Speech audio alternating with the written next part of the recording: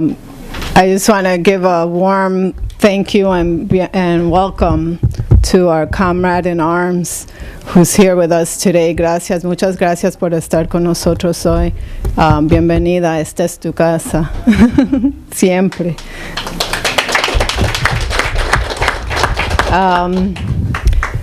Okay, so I'm going to give more of an overview that'll put everything that we've heard in context and also bring up the Caravan. The U.S. ruling class continues to find ways to undermine and repress immigrants, as we've seen, and their struggle for legalization and human rights. Since 2008, comrade, that's only how many years? 6 years? Under the Obama administration, 2.5 million workers have been deported. Racial profiling for deportation, to deport people of color is at an all-time high. And now, I don't know how many people know this, it's a felony to cross the U.S. border without documents. Obama continues to stall on immigration reform. He has now delayed yet again any action until the end of the year. And although the Democrats and the Republicans may have minor differences, we all know that they have just minor differences. They have no beef at all with the overall U.S. strategy on immigration and migrant workers, which consists of mass deportations and demonization of migrant workers and the militarization of the border. And so that's the bad news. The good news is that the immigrant struggle continues to find militant and creative ways to fight back and to gain allies in the struggle. And it's relying less and less on the Democratic Party for any meaningful change. Any laws benefiting migrant workers, we have to be clear, have been wrested from the Democrats, Republicans, the ruling class by the immigrant movement and no one else. There are over 12 million immigrants in the U.S. That's a lot, from all over the world.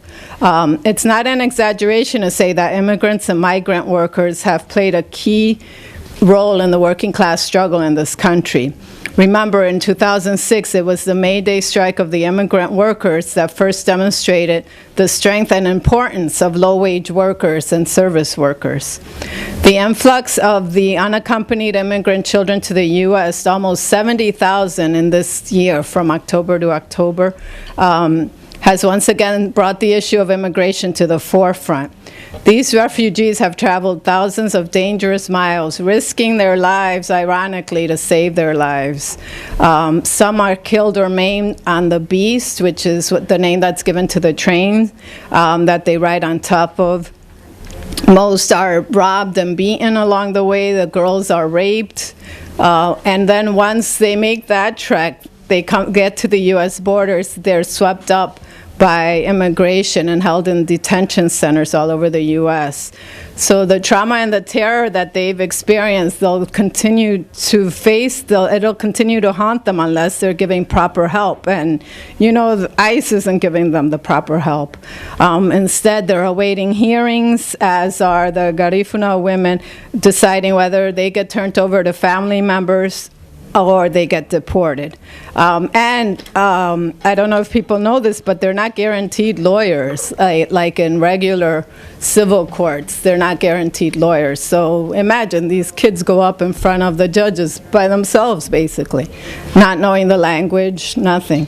The children, and they're not the only ones coming in, obviously, but I'll put a little focus on them. They're mostly teenage boys, but girls and children under 12 are an alarming percentage as well. 3/4 of them are from Central America, from the countries of Honduras, El Salvador, and Guatemala. I don't know why it has this name, maybe someone knows, but it's called the William Wilberforce Trafficking Victims Protection Reauthorization Act of 2008. It authorizes a different treatment of immigrants. So it discriminates against the Mexicans, is how I see it. So anyone who comes from a country that doesn't border the U.S. gets to come in and have a hearing. Anyone that comes from Canada or Mexico gets deported immediately. So the reason we don't see the Mexicans in that equation is because they get deported immediately. But they are part of that migration as well. So these detention centers are deplorable for both the children and the adults. In Karnes City, Texas, for example, the children and their mothers are held there, and they're held in a center that was an all-male facility before that. Classrooms, they actually have had to fight to get schooling in the detention centers, and they have them, but they're monitored by the cameras. Everything is monitored by the cameras. And the local charter school runs the program for profit.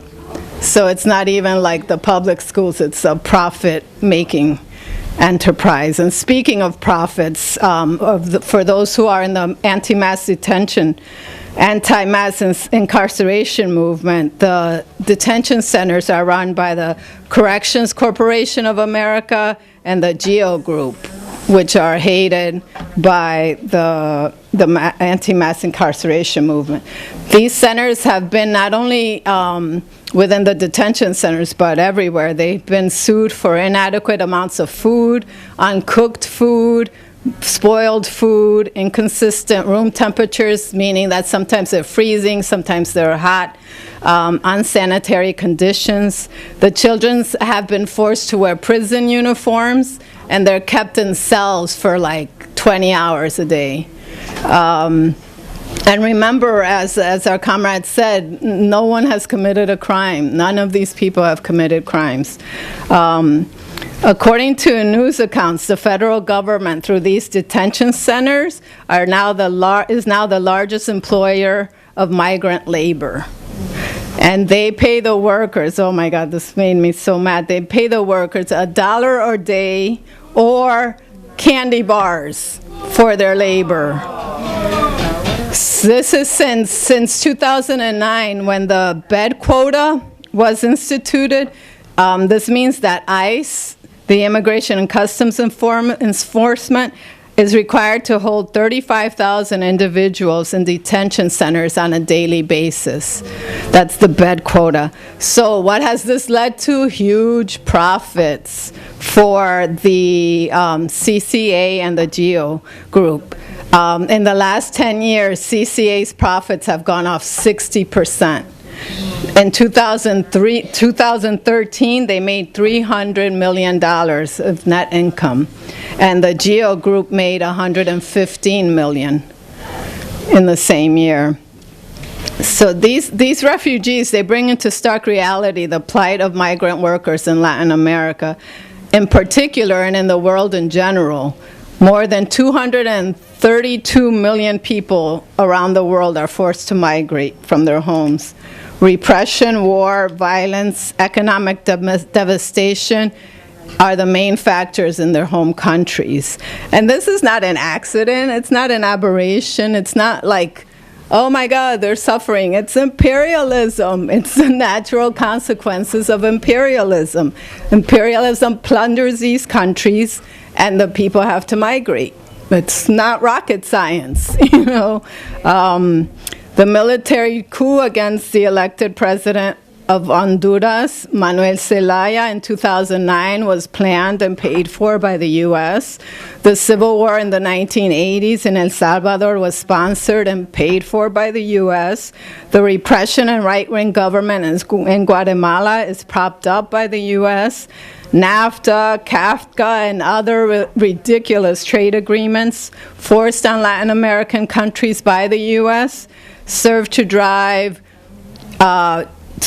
U.S. imperialism's drive for cheap labor and for markets for their goods. So it's not a coincidence. And this is not to say, though, not to let the home countries off the hook, that they don't have comprador ruling classes that willingly do the bidding of U.S. imperialism. And we have way too many examples of that. But we do have countries now that are bucking the U.S. imperialism's ongoing demands, and among them are the Sandinistas in Nicaragua. And so it's not a coincidence that Nicaragua is not one of the ones that the people are migrating from. And it's no small feat that they aren't. You know, people are staying, trying to build a better country in their home country, which is what everyone would like to do. The FMLN in El Salvador recently put into power or elected into power are trying to reverse the decades of war devastation in their country, but that will take a while. And the immigrant movement continues to fight back despite all of this. There are networks throughout Central America of people and organizations that help the refugees on their way up to the north. Food, shelter, protection, and information are organized for the migrants by the local communities as they make their way north. Women line up. I hope people have seen this on the internet or in videos. Women line up every day to throw food up, bags of food up to the train as the migrants come through. It's lovely. It's awesome. On the U.S. side, organizations such as the South Texas Human Rights Center, they leave huge barrels of water in the desert for the migrant workers. And they also provide food, shelter, legal services for the immigrants. When the busload of children in Muneta, California, I know everyone heard about that were attacked by the scumbag racists. In July, the immigrant groups mobilized and ran down there and defended them after the fact. And in fact, I just found out that after that whole scene and after that whole setup, really it was a setup for the right wing to attack the immigrants.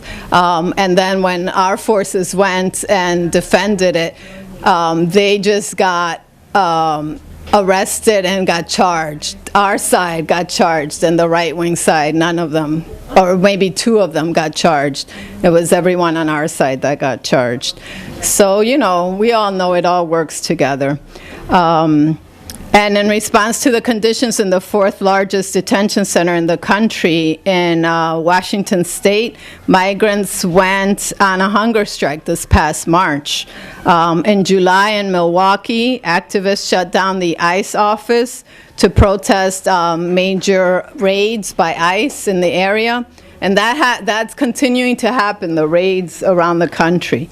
Undocumented students in Georgia have demanded to be able to attend all major universities.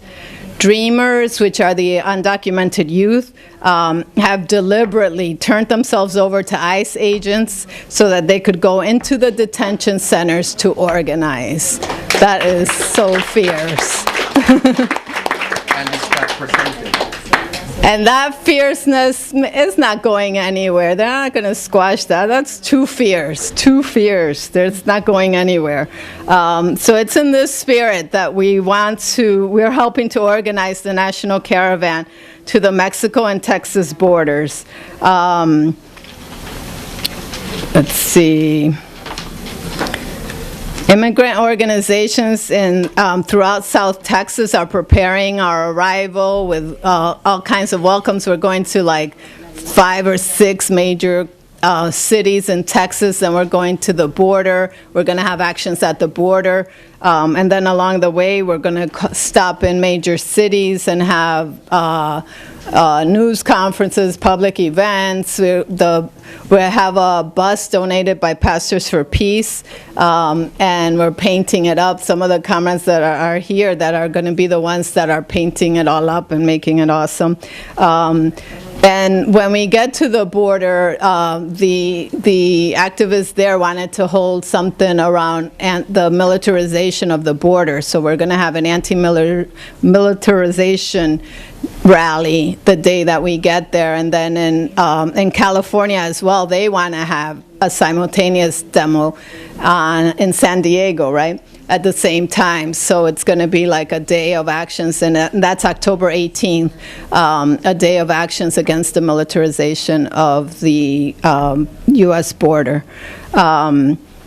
We have support of immigrant rights, labor unions, faith-based communities, progressive social justice activists. Pastors for Peace is doing all the logistics of it, and as if people don't know, Pastors for Peace, IFCO Pastors for Peace, do the solidarity caravans to Cuba, so they have a lot of experience, so they're helping map it all out and putting it together for us. There are several churches in Manhattan and the Bronx who've hosted the caravan meetings and are pledging drivers and donations.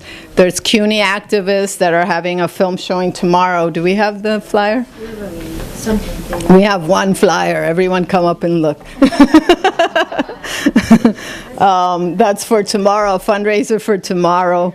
Let's see what else.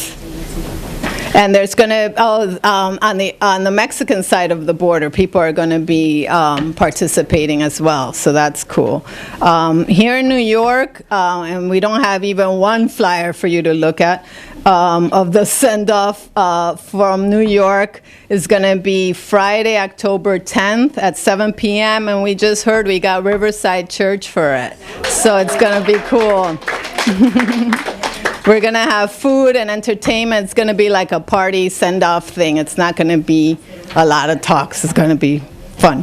The caravan will take off on, so everyone should mark their calendars. The caravan's going to take off Saturday morning, October 11th. It's going to travel to Philadelphia, D.C., Durham, North Carolina, Jackson, Mississippi. We're going to meet up with the committee. Yes. Gravesite. And go to his gravesite. And then from there, we're going to go to Atlanta and then throughout Texas. We're going to get to the border on October 18th. So we're going to be hustling. So how can you help? That's where we're up to.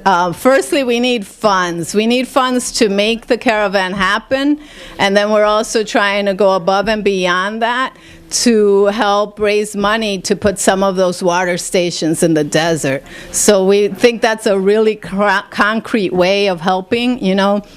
We thought about bringing material aid, and they would welcome it, but they said that the monetary donations for these kinds of concrete things are really what they need down there. So that's the major push. So if you can donate yourself, if you can get your organization or your community or your union to donate, that would be awesome. Let's see, if you have a card to donate for the caravan, if you can be a driver or a participant, we're still taking people. And then can you help build the send-off on October 10th? And of course, can you attend? Will you attend the October 10th, which we'll have flyers for hopefully by Monday. We'll have flyers. So comrades and friends, immigrants in their struggle are central to the working class struggle in this country. It has often been immigrants in the U.S. who have veered our struggle to the more radical left. Immigrants have led the trade union movement with their rich working class traditions that they bring from their countries. Immigrants have often been the communists and the most militant in this country. And today it's no exception. From the historic May Day 2006 to joining hands with the minimum wage struggle to raising a fist for Michael Brown, immigrants are and will be staunch militants in the struggles to come. Long live working class solidarity. There are no borders in the working class struggle.